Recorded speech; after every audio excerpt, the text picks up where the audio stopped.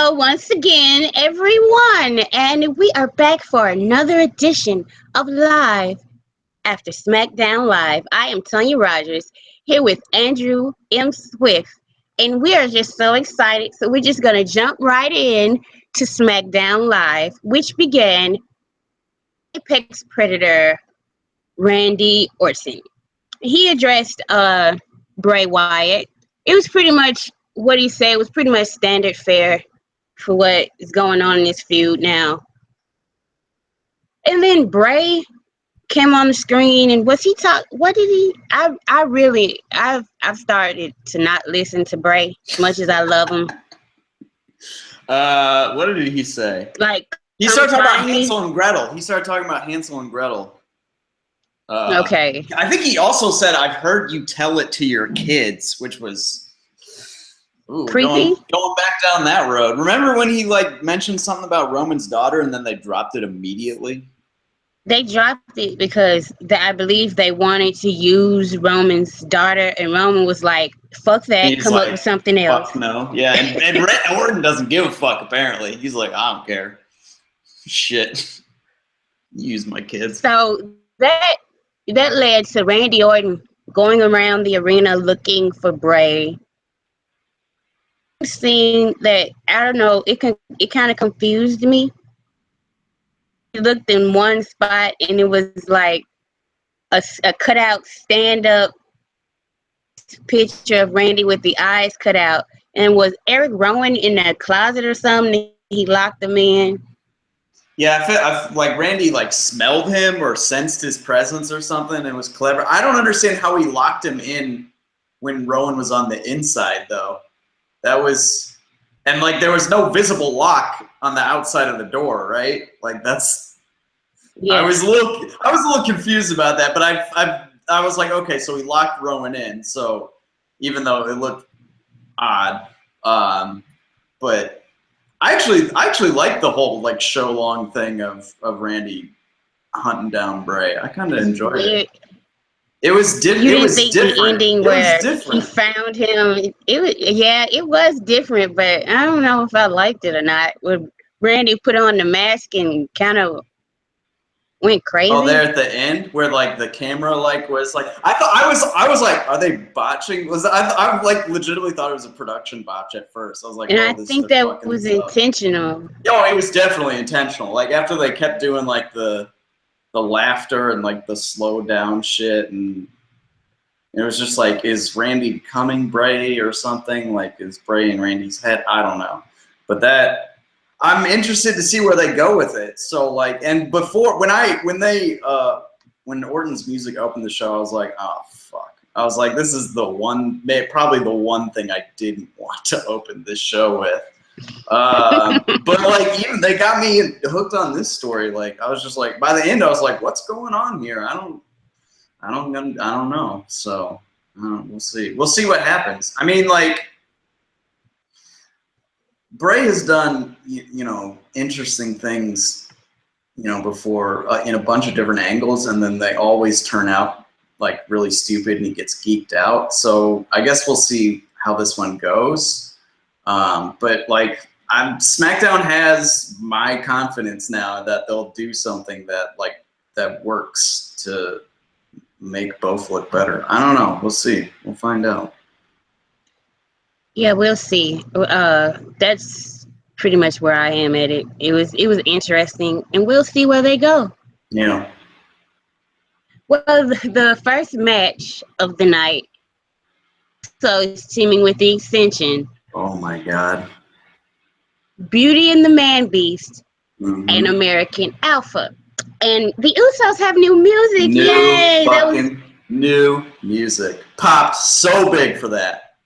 Yeah, that was the only thing I was like, okay, they've changed them up, so now they need new music. And they gave it to them. I was so happy about that. And Life Usos, they're all thugged out with their little Jordan hats and that they're also still going after those legs. Still, don't turn your back on an Uso if you've got legs, because it's getting got for real. Yeah, you're gonna get got.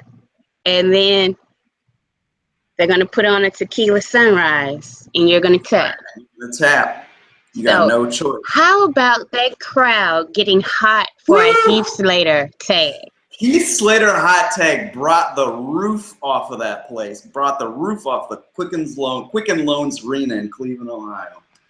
That was amazing. Like, it was, and I loved how fired up Heath was. Like, he was like, I'm getting in this ring. I'm like going at it. And it was just like, you felt like it was a dude who had been given a new lease on life, you know? Like, it was this comedy jobber who, like, never got time doing anything at all. And now he's in, like, one of the hottest. I mean, every angle on SmackDown Live is hot. So, you know, this awesome angle, and, like, the crowd's super into him. And it's just like, yeah, I'm fired up. I'm going all out. And I responded to his energy. And I love that they made him, oh, God, geez, that was just. The headlock and then the stomp on the back of the knee is just like, man, so big. What is it? Here's the thing, like, how long is the Revival going to stay in NXT now? Because the Usos have just taken their, Well, the Revival, my prediction is that they're not going to be on this show. Yeah, but I don't want them to go to Raw. I don't want them on Raw, though. Well, I think the Revival is the team that's going to take the tag team titles from New Day. That's just my prediction. I like that prediction. I like it. I mean, it's definitely not going to be the Club after they've been geeked out for the 400th time in a row. See, everybody's upset, but I've never liked them, so I don't care. Oh, I mean, like, I'm not like upset. I'm a little surprised. But yeah. I don't know. They were just there for AJ Styles anyway. Did pretty much. And then they were like, brand split. We're going to split them. Yeah, it worked for AJ. Worked real well for him. Shit. So it wasn't a lot of matches on this show, was there? No, there weren't a lot of matches at all. It was what? The 8-man tag. There was the women's tag. There was the main event. Is that it? And that's it, right? I think so. Is there something else? I don't think there was. So the next match we'll talk about is the women's tag team match with Naomi and Nikki Bella versus Carmelo. Oh man, you don't like Carmelo. We're gonna disagree about this. Here's the thing. I've got a massive crush on Evil Carmelo. I'm just gonna go ahead and say that. Woo, I'm all in. She's terrible. She's the worst. No, you're wrong. She used to be the worst. I am not wrong. First of all, I can't even begin to explain how much I hate this lady. She makes me sick. Just hearing her music makes me sick, especially because it's like the worst kind of knockoff of a Iggy Azalea song I've ever heard in my life. Then the way she carries herself, the way she talks, the way she wrestles, like just go away. Like, but she does keep going over Nikki Bella, so I will give her that. Yeah, she keeps pinning. Nikki Bella, that monster, politicking and going over everybody and burying divisions, right? Like, God, she's the worst. Well, see, here's the thing about when you have a long-term heel run, the point is to be fed to a newly minted face champion, which is what happened with Nikki. Like, there was a point of her. Who are you referencing here? Oh, well, see, that's what they've basically done first with the Divas champion with AJ Lee. They did it with AJ Lee, and she put over Paige. Didn't she win the title back from Paige in like a month though? Well, after her and look, it's not I'm not saying about the aftermath. I'm saying the point heel champion run is to put over a newly minted babyface. Now, what they do is, but see, what people were and I didn't like Nikki Bella's run was booked, but I understood they were going to have her break the record. Her was supposed to be, the the next great babyface champion. Didn't work out that way. But I understand the points of it. So I didn't understand why people were so upset about Nikki Bella. Like, who did they didn't have anybody before they called up Sasha, Charlotte, and Becky. They really didn't have anybody give that run to. They should So have I understand. They should have put the belt on Sasha.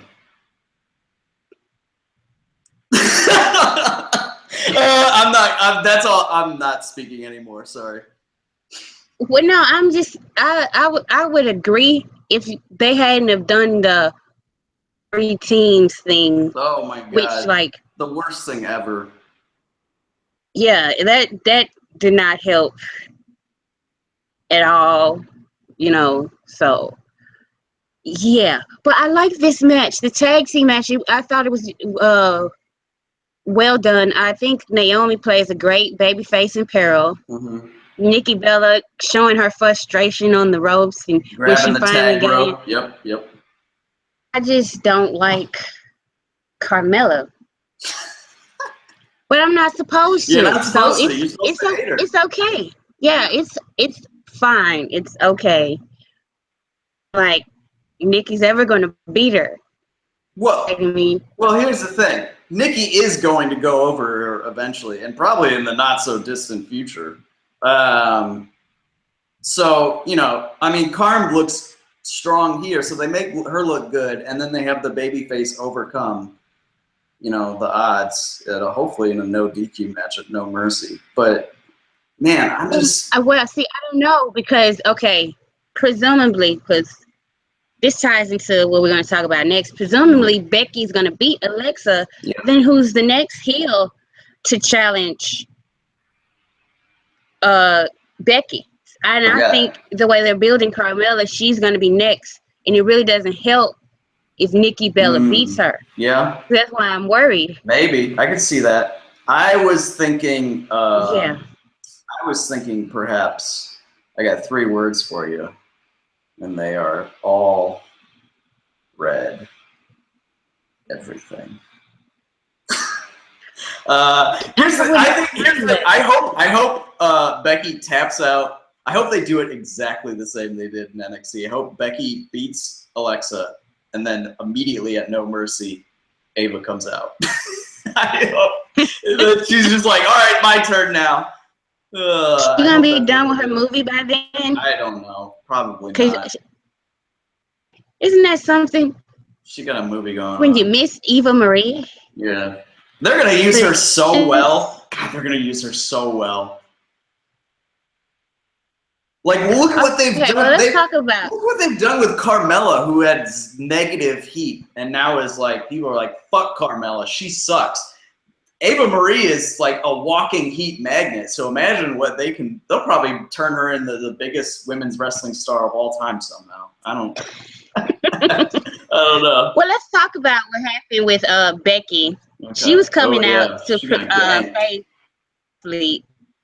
And before she could even get down the ramp, Alexa attacked her right at the top of the ramp, beat her up, told her that she doesn't deserve to be the SmackDown Women's Champion, that Alexa deserves it, tied her, then threw it. She's so vicious. Little person be so scary. Good gracious. Yeah, she's vicious. I loved the taking the title off Becky. I loved that. That was great. It was like just the physical act of stripping the title from the champion is a very visceral thing, and just holding it in her. Becky sold death, first of all. Becky was dead, which was great. But yeah, did you see that? There was somebody posted in the Daily a tweet of like a little girl who was like had a ringside seat and was like looked like she was about to cry, like presumably after that segment. Yeah, I was like, damn. Some heel heat right there. That is vicious. Yeah, that was something else. I enjoyed it.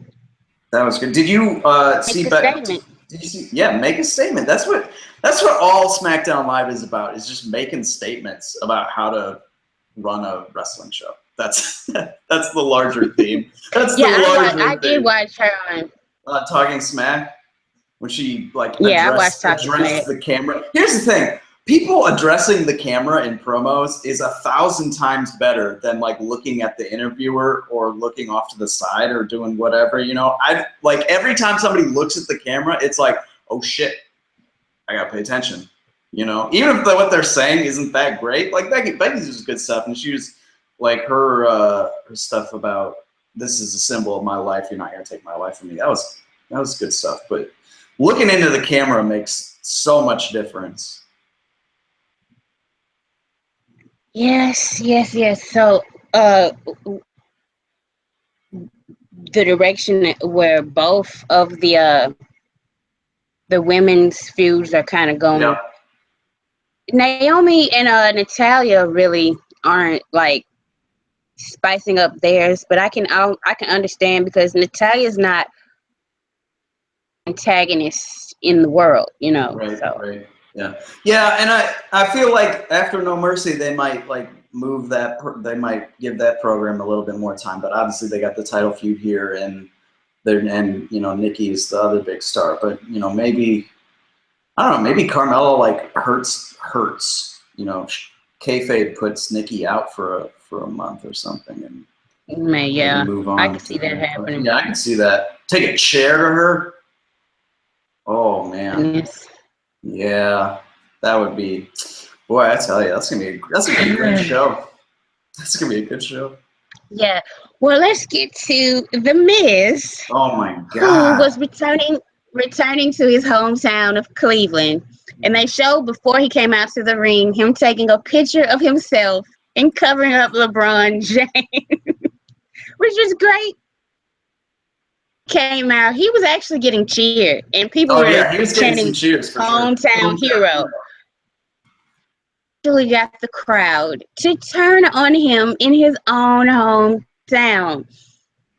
His parents were in the audience. He was talking, and as soon as he started talking trash to his parents, Dolph Ziggler came out. And he was like, "Look, what you're not gonna do, what we're not doing right now, is fucking with my parents." I love, like, both of them were just so great in this segment. It was just like my mouth was wide open. I was like, oh my goodness, this is good. And then when they started talking about Dolph's career, and then Dolph, like, he was talking, but you could tell like when somebody's about to cry.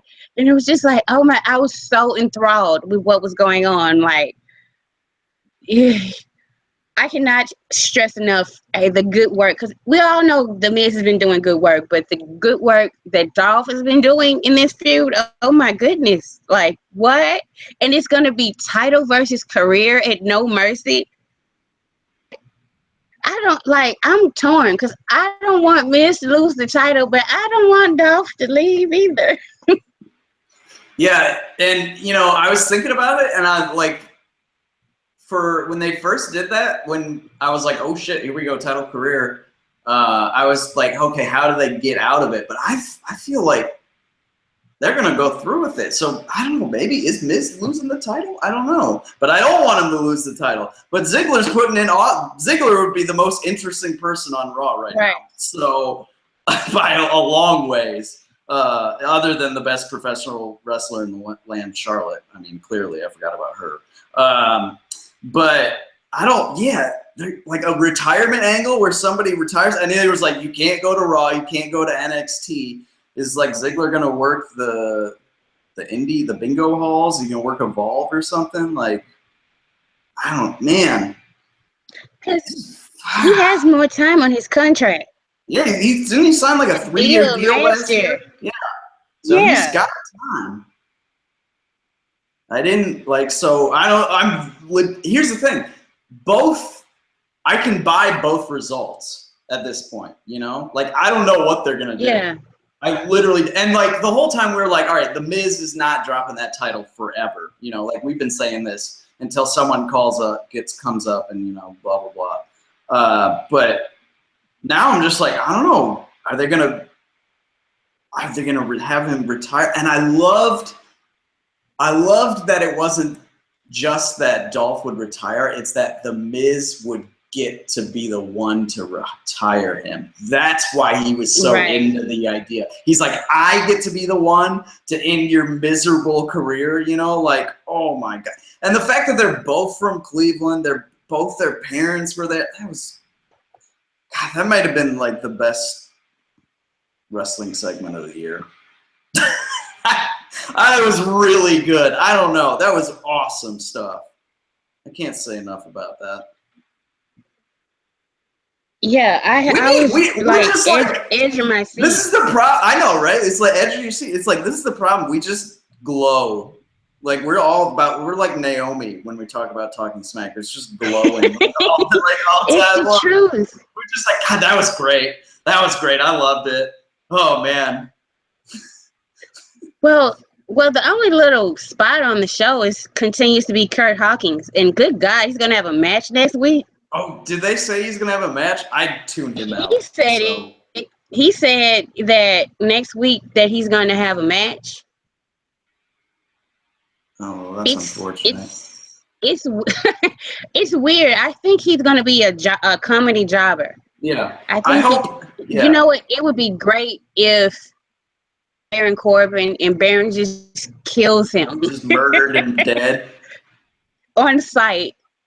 It would be great. I'd pop for that. Absolutely great. I'd pop for that. I would pop for like Kurt Hawkins having one match getting squashed by Corbin in like a minute, and then Corbin like murdering him, continuing, and then Jack Swagger making the save, obviously.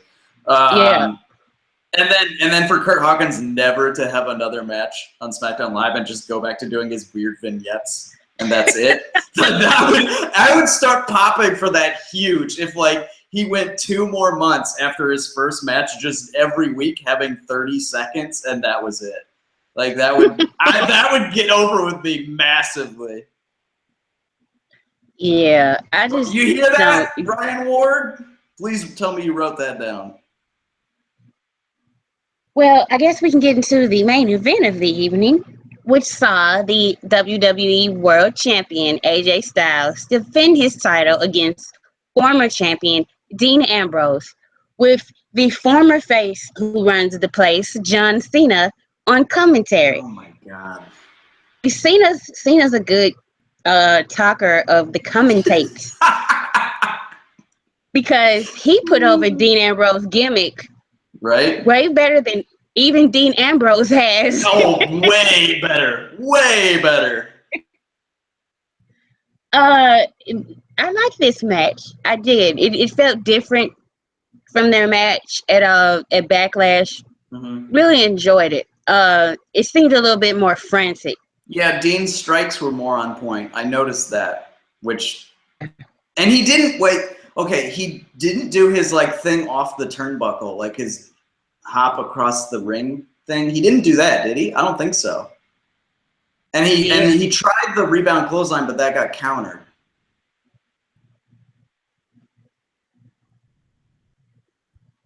Yeah, I thought Dean was pretty good. He even busted out a cloverleaf. Like he's trying to get him to tap out. Mm-hmm. He was a little late on breaking that count too, wasn't it? Yeah. Yeah, he was. Yeah, I love that. Little Nate was like 1, 2, 3, and like you could see Ambrose wrenching it even harder the whole time because he knew he only had like a few seconds left in the hold, and then he's like 4, and then he's like, all right. Yeah, he waited all the way till 5. I feel like everyone on SmackDown Live should start saying "I have till 5" as an homage to the general manager, who, by the way, didn't have a minute, not a second of airtime on the show, nor did the commissioner, Shane McMahon. 0. And they addressed, that was the first thing that was addressed on Talking Smack. First thing they said on Talking Smack. We have a different philosophy than Mick and Steph, who basically put themselves over at the expense of everyone else. That's basically what Daniel Bryan said. That was He said we feel like we weren't needed. We have enough on this show that they speak for themselves. I was like, oh my God, just continue to bury Raw. Just bury Raw. Just do it. Goodness gracious. Well, AJ Styles won by holding Dean's jeans, not trunks, because he wears jeans. Yeah. Yeah. Yeah, I And love. then the Well, aftermath. I loved how they did that too. I love that like Dean had the pin, but Cena's distraction, caused the ref to be distracted and gave AJ time to kick out on the O'Connor roll. And Yep. that was just the way they tied that all in. I was just like, ooh, that's a really good touch. And they immediately had Dean go then attack, Cena. So I was like, oh, it all plays in. That was really well done. And then AJ scooted right out of there. Like as soon as the pin, he's like, whoop! He didn't even get the chance to get his title No, because he just went out. Cena came into the ring and there was like a little back and forth with him and Dean. Then Dean went for the dirty deeds and Cena countered it and gave him the AA.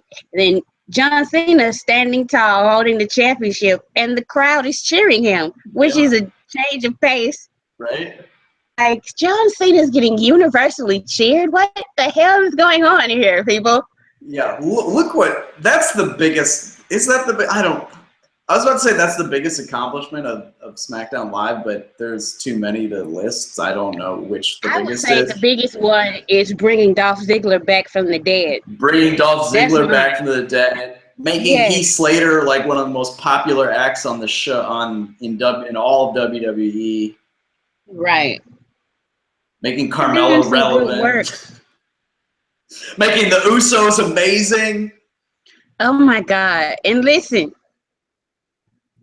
in the daily, everyone's talking about, oh yeah, the Usos changed. And I was like, yeah, they got new music. And then Vitus is like, oh, well, there's somebody else who could do. Oh yeah. He was new music. And I was like, look, I'm trying not to resent the Usos watching them. I'm trying to think about jealous that. From the creative freedom they have. Hey, this show I would give a 9 out of 10. Maybe 9.25 out of 10, just because Kurt Hawkins and about the Randy Orton, Bray Wyatt stuff. So I'm not going to go full 10 out of 10, but I was thoroughly sports entertained. Now, of course, you aren't very eager to talk about the other show, but you can't have an obligation to the audience. I'm sure they want to hear what our thoughts and opinions are. Past Sunday. I'm certain they want to hear your thoughts. They don't want to hear my thoughts on Raw. This past Sunday, Raw held Clash of Champions, and I thought, as far as wrestling-wise, I thought that everybody came with their working boots on. There was no match that I found, well, except for the main event. I thought everybody did some great work. I had was with the finishes. Yeah. If New Day is supposed to be the faces, I don't like faces cheating. Because they were just getting their asses handed to them and they cheated. And that's not a face. Like, I can understand, like, if the heel tries to cheat first and the face is like, fuck it, if you're going to play dirty, then I'll play dirty too. I don't have a problem with that. But they just outright cheated. That I don't care about them beating the club. I just didn't like the way that happened. I saw some people that were down on the cruiserweight match, but I liked that they're trying to show that there's more to cruiserweights than just flippy shit. Mm-hmm. And I liked the psychology of that match with TJP Kendrick. I'll say it all the time, put the Universal title on the Brian Kendrick, because he would actually get over the importance of the title. Mm-hmm. Nobody's getting over the importance of it's not about in the title program, it's not about the title, it's about who Triple H approves of the most. Yeah. It is about, not the title. And the Brian Kendrick would get over exactly how important being the champion and being on top and being the man would be. So he's like, let him just, I like that, he headbutted TJP after he accepted the handshake, and I think they're going to continue on with their feud, even though he wasn't on Raw for some strange reason. But wait, yeah, they were. They had a back that Kendrick the, approached him backstage. did Yeah, okay. Well, and he see, was like, "Oh, I should get you I back didn't to watch that the whole headbutt." show, so Yeah, Rob, yeah, you which is exposed what I do. I'm yourself there. sorry. Yeah, I did. I don't. Well, I said I wasn't gonna watch any of it, but I watched like all in all maybe an hour of the show, and what I yeah, liked. Right. So that's an improvement. yeah. Cesaro and Sheamus, like people have a like I don't know why there should have been a resolution to the best of seven. Like, come on, get real. Yeah. People weren't that damn invested in their best of seven. And they actually are growing a story out of this. When the alternative was okay, either Sheamus wins and he challenges who? Roman Roman for Reigns, the which U.S. nobody title. fucking wants to see those two again. Nobody wants to see them face each other again. Yeah. And he was gonna lose, or you have Cesaro win, and then he faces Kevin Owens, and he's gonna like. I know people are like, well, this means they're never gonna push Cesaro as a singles champion, right? Singles push, they aren't. It's some sort of push because he is talented. There's a story there. They can play off the dynamics. I'm not saying that it's gonna be great, but there's a chance of an interesting story now that Mick Foley has tag team partners than the alternatives. That's my opinion.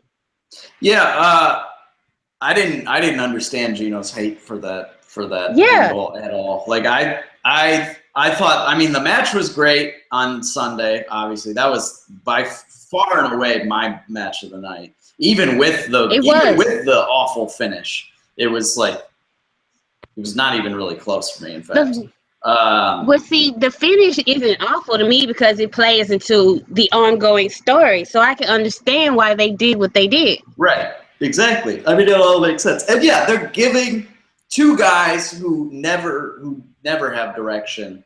You know, they're giving them a shot to, possibly, do something. And I feel like Cesaro is way better in a tag than on his own. He's exceptional in the ring, but I feel like there is kind of something a little missing as a singles guy. And I don't know what it is. Maybe he just hasn't been, given the right opportunities, or, they don't know how to write for his character, or, build a character for him as a singles guy. But his stuff with, what's his face? Tyson Kidd, yeah, the best tag team ever. Those guys were so much fun. When New Day took the belts off them originally, I was pissed because I was like, fuck, I like Tyson and Cesaro way more. And that was right when heel New Day became a thing, and people were starting to turn around on New Day. But I was pretty upset about that. But yeah, so I feel like they're giving two guys who don't really ever have anything to do a chance to do something that is ongoing and has development, and it's not just there's a lot more possibilities with that. Yeah, when they put the series together, it's they have nothing to do with these guys, so they're gonna have 7 matches. They're having wrestles to have wrestles, rather than actually they're just filling time, which is kind of what Raw everything feels like on Raw. And I actually I didn't like last night's Raw. I didn't hate last night's Raw, I'll say. But yeah, I think it's the right move. Even if it was kind of ridiculous, how we all were yeah, they're gonna be a tag team. And Mick's whole I can't lose you overly dramatic is just he's not he's not doing so great in that role. But well, let's talk about the women's triple threat from Clash of Champions. Okay, I don't listen. The whole way all of that was structured, Dana Brooke is outside the ring. She's getting involved, and they even had a part before the whole pay-per-view started where Sasha gets in Dana's face and says, look, if you get involved, I'm going to take you out. She gets involved. Sasha, other than kicking her once while she was in a bank statement, didn't do anything. Bailey. Grab Bailey out of the ring and beat her up outside the ring. Bailey gets up. Bailey doesn't go after her. That makes no fucking sense to me. None whatsoever. It's and then Charlotte is just kicking both of their ass by herself during the match. So it's just it was structured to make Charlotte look good, and that's it. And I feel that's a problem. It's a serious problem, and they need to rectify that. Like seriously, she looks way too fucking strong. Like the only person on Raw who looks like they have a chance to beat Nia Jax is the heel champion.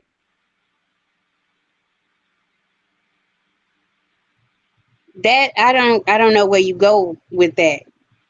Like, why should I take either Sasha or Bailey as a threat when Charlotte can beat them both up at the same time? I that whole little thing just was like, I was sitting there in awe. I was like, this is where we're going, huh? Hey, that's great. And then she did the moonsault on both of them. I was like, I'm done. Well, Charlotte's gonna win this match. We can move on to the next one. Yes. I have no words for you got words, you just I'm just not saying them. I'm just not saying them. It's so true. It's so true. Yeah, they've made the whole point of being a heel is to get the beloved babyface over, and Charlotte's entire reign has just been pushing babyfaces down to where the point where when they do win, if they do win, it matters less because it's well past the point where it's like, oh, I want the catharsis of the babyface overcoming and winning. It's gotten to the point where it's just like, just fucking take the title off her. Like, that's where we're at, you know? Like, having her retain at Mania was unbelievably stupid. Like, given the direction of the division since then, it was just one of the dumbest booking decisions of the year for the momentum and the women's revolution that it killed, basically. She's the only one. She's the only one who character development. Yeah. All right. Okay. Now. Oh shit. All right. So all you people, that's never good when you start with that. Who are out here saying, "Oh, Sasha sucks. She's a terrible promo. She's got no character. I think she's terrible. Charlotte's the best. She's got the best character. She's the best talker." Realize something. Sasha Banks was, when she called up, was the hottest prospect in the world as a women's wrestler. She finished 8th in the Wrestler of the Year award last year in the Observer Awards, which is the only placement, I believe, for an American female ever, and the highest female placement since 1994, if I'm remembering that correctly. And they put her in, I mean, they put everybody in dumb stables, but they put her in a bad comedy stable that had literally zero relevance. They had crowds chanting literally during every women's segment, "We want Sasha, we want Sasha." She didn't get a singles title shot until over a year into her time on the main roster, despite fans desperately clamoring for her. She gotten zero promo time, even if she's not a very good face promo. Like, they've given her no chances to actually become better. Charlotte has had an unbelievable amount of time to build a character and is the only woman in the division that has had consistent stories. Becky had a story with a month, which was because she was paired with Charlotte. You know, Natalya had a story for a month or 2 months because she was paired with Charlotte. Nobody else in that division got any time at all. They booked Charlotte to be way above all of her competition. So for people who are like, Charlotte's the best, you don't know what the fuck you're talking about. Charlotte in NXT was a very capable person for everyone else to play off of. But the thing was, Sasha had stories, Bayley had stories, Becky had stories, but none of Charlotte's feuds were actually really about her. And that was when women's wrestling was at its best in WWE in the last couple of years, in NXT in 2014 and 2015. And it was when Charlotte was just kind of there and everyone else had stories. What does that tell you? I think we're getting pulled. I think we're getting pulled off the air. Oh, shit. Well, you talked me into it. I didn't want to say anything. Yes. No, I love that. I absolutely love that. And I'm going to you on a lot of those points. But we're going to move on. Please, we need to move on. We're going to move on. There is a new United States champion. And I know last week was about Roman Reigns. And I still pretty much feel that about his character and his direction. But there is something about him that it's simply not possible for me to not care about him. So, and I tried. Like when the match started, I heard his music. I was like, oh, here we go. And then he gets in the ring and I'm just like, I don't care. And then like when he did the spear, and it was like 1, 2, and then Lana pulls the ref out the ring. I was so pissed. And I was like shaking. I was like, oh, they're going to do a fuck finish. And I'm so mad right now. And I was like, damn it. I said I wasn't supposed to care. But then they threw her out. And then he did the other spear and he became United States champion. And I like the look on his face. Yeah, like if anybody has not seen it, he hands him the United States championship. That is the look that every fucking body is supposed to look when they win a title. Like, and that's one of the things I really like about Roman Reigns. Doesn't matter.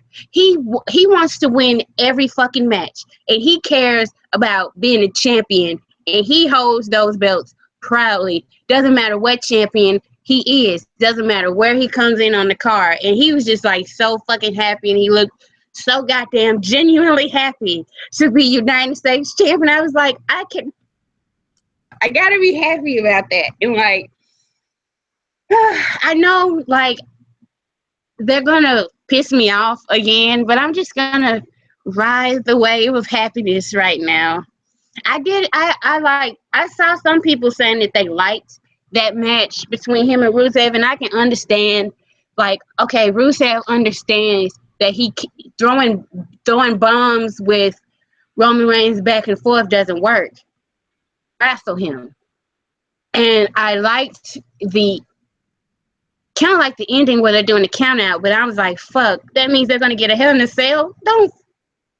I don't want to see when they put Roman Reigns in a gimmick match, he wants to take some stupid ass bump that's gonna have me worried about his health and safety. So I don't like when he does gimmick matches, but I can understand because, like, the crowd with those two, they're rooting for the violence. So when Rusev gets the chair, the crowd's like, yes, yes. When Roman gets the chair, the crowd's like, yes, yes, just kill each other. And, like, some people care what the feud started about, but I don't see a right and a wrong. They're just two assholes beating the shit out of each other. And, like, it's not the main program. So I don't care about shades of gray or anything. Just let them beat the shit out of each other for the title. That's cool for me. It's not the main event. It's not like the driving narrative of the show. So I'm cool on that. But, like, unlike the main event where you have a guy who's supposed to be a face acting like a heel, then you have a guy who's supposed to be a heel, and he's doing everything to get the crowd to laugh and pop and think he's cool. And that's Kevin. Like, I love Kevin Owens, but be a fucking heel. And cute, and people say, oh, ha, ha, ha, that's funny. Because fucking cool heels are not working in the climate of Raw. People supposed to hate you, be dastardly and evil. And he's not. Sarcastic teddy bear. Yeah, he's doing he's like mocking Enzo's dance on the apron or whatever, and the crowd like laughs. He's trying to be too cute. He's too cutesy with his stuff. He's being a little like too indie, if you know. Yeah. Too PWG a little bit.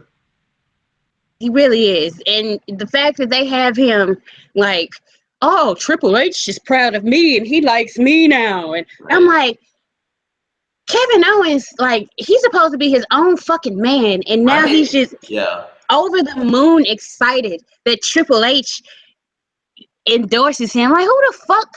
Like, first, see, this is one of the issues that I've always had with Triple H, and when he takes over, it's gonna get worse. The fucking rewriting of history is like Triple H is one of the all-time greats. He is one of the all-time greats because he married into the fucking family. Because motherfucker couldn't get over until Stephanie got into the picture. When he was in DX, always the least over motherfucker in his faction. X-Pac was more over than his ass. Okay, thank you very much. And then he killed all the heat X-Pac had, which this is just a personal resentment.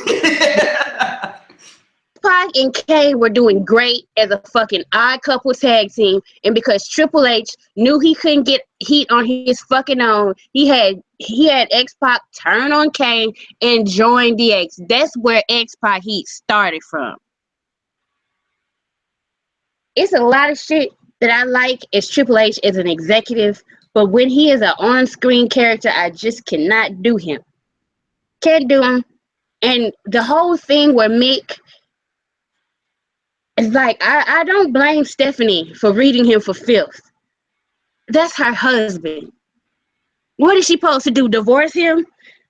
No. So him coming to pick her up, that don't mean shit. It doesn't. And then you accuse her when you're doing a suck-ass job as GM. Like, and the storyline is set up so Triple H can come in and take his job back. And I'm telling you, he's going to be cheered. Oh, for sure. He is going to be cheered. Like, I'll admit, if it's wrong and he gets this nuclear heat and gets Seth Rollins over as this big baby face, then I would take my words back. But most laughably funny. People think that, though. I know. But it's okay. But here's the thing: Seth Rollins is so unlikable. He is. He went to the fact where Kevin Owens is in the ring like, okay, this motherfucker's injured. That's called karma, because for the past year he's been bragging about everybody else he's injured. So exactly, why should I feel sorry that Seth Rollins has a boo-boo when he fucking cracked John Cena's nose, retired Sting, and put Finn Balor on the goddamn shelf? Yeah. Why should I feel, oh, your ribs hurt? Your ribs hurt, do they? Oh, poor little Seth Rollins. Here's the world's tiniest violin playing the world's saddest song just for you. Just for you, Seth. He still has not had a come to Jesus moment. Reigns is not very well liked. He isn't at all. No. But Seth Rollins is never going to be a face till he makes shit right with Roman Reigns and Dean Ambrose. And Dean's on another show, so he can't make it right with Dean. Mm-hmm. And if he makes it right with Roman, the crowd's not going to give a fuck.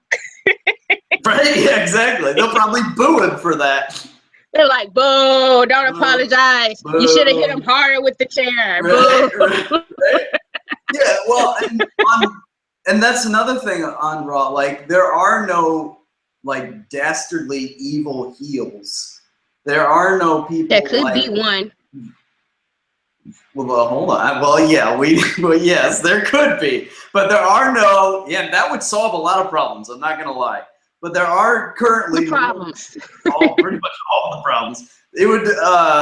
There are no heels. There are no people like The Miz or even AJ Styles who like still gets cheered, and like even Cena acknowledged that he gets mixed reactions because they appreciate his skill in the ring. And I was just like, my God, John Cena is the best. But anyway, but it's just like they don't have guys who will help like a babyface make the transition, or make a guy turning to face, fully make that transition. So, they got Kevin Owens out here basically shooting saying he's injuring folk and like, oh, why, boo hoo. They got a pop from the crowd.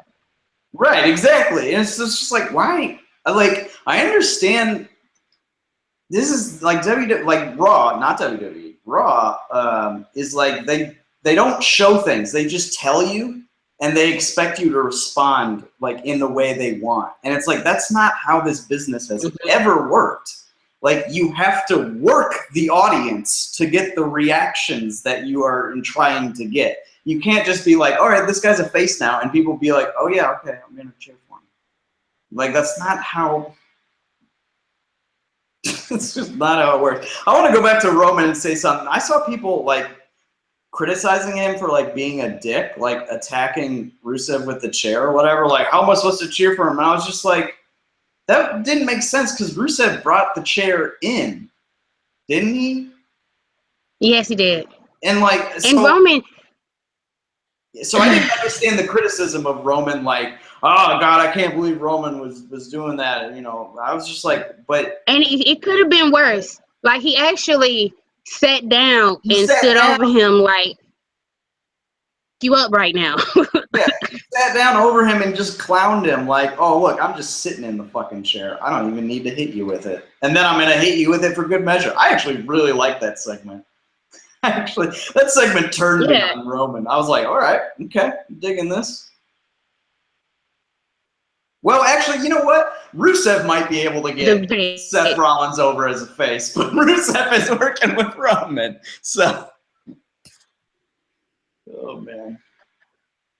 Raw sucks. You just had Roman just turn into a fucking monster and kill everybody. You could have like at least 2 or 3 baby faces that the crowd could get behind. Like if he just fucking snapped. Well, I don't know because people like it when he snaps. Yeah, but I mean they have to have. I feel like. Well, they shouldn't have turned Seth because he's not a likable face. They should have turned Kevin Owens. They should have had him. Yeah. I mean, even like with the title take, they should have had him like come out the next week and be like, "Well, this was nice, but fuck you. So I'm gonna be my own guy." That would have been right. But that would have been great. And like they've totally murdered like the whole prize fighter, I fight for my family character. Like he hasn't said shit at all. Like, yeah, I bought into Triple H's shit because it'll make a better life for my family. Like they could at least have worked that, but they haven't done that at all. I was just. They're more concerned about him and Jericho being friends. Oh yes, that's another thing that I really want to make sure I address. Chris Jericho sucks in the ring. Yeah. I felt so sorry for Sami Zayn because Chris Jericho was out of position for a lot of shit. Spot on everything. Yeah. He fucked up 2 different DDTs in the match. It was like Sami Zayn trying to wrestle Chris Jericho. I don't give a fuck. Let's just get to the finish where I go over you for no fucking reason. Like, how dead is Sami Zayn? His character is this guy hates Kevin Owens, but if you want to find out why, go back and watch it on NXT. Yeah. Yeah, Sami Zayn has no character. God, my God. I can't believe how badly they botched him. Like. And he's actually like somebody in the crowd, like a good underdog. And I'm sorry, people have the wrong idea of an underdog. No. Somebody who loses all the time. Oh boy, here we go. An underdog is somebody. The underdog is somebody who's not expected to win. That doesn't mean that they have to lose all the time. That means that they're not expected to win. Those are 2 different things. So you don't have to lose and beat somebody into the ground for them to be an underdog. WWE is so obsessed with big guys. Just because you have a different look or you're a different size or you wrestle a different style, you can be considered an underdog. You don't have like underdogs don't win all the time, but Daniel Bryan wasn't. He wasn't just losing fair and square in matches. He was getting cheated. So SmackDown Live is great though. I feel like when we like end our show talking about Raw, and then I like go to give SmackDown a grade, it like raises my grade because I'm just like, God, that was awful. And then I think about SmackDown, I was like, God, that was so much fun. It's just like, I mean, like it was already gonna get a pretty high grade. I don't know what I'm gonna give it, but we'll see. Yeah, this is just an awesome show, and I'm sorry, like people who are like Raw 3 hours kills it dead. Well, SmackDown and Talking Smack is 2.5 hours, and it's a trillion times better show.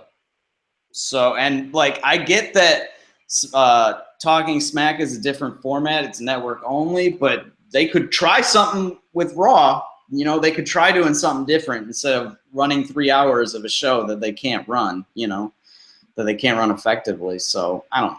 Like SmackDown tries stuff, and it's basically succeeded on every. Has there been like a big failure in SmackDown? Like it will be once Curtis Hawkins is that gets a into the big ring. failure though? I don't even know if that's a big failure. He just gets 30 seconds. Like it's just something that like every time it starts, I think it's actually a commercial, and then I'm like, oh yeah, this is part of the show. It allows me to go get like a drink of water, you know. SmackDown, they've pretty much everything they've tried has worked, right? And worked like, in a big way. It's a really good show. If anybody didn't watch, if anybody didn't watch Cena on Talking Smack, you need to go do that. Like. He was great. He was. You really need to do that. He should have. I saw Big Kev Tierney say that he should have opened his whole thing like, "All right, class is in session. Like, take notes, everybody." Like, he should have shot. Like,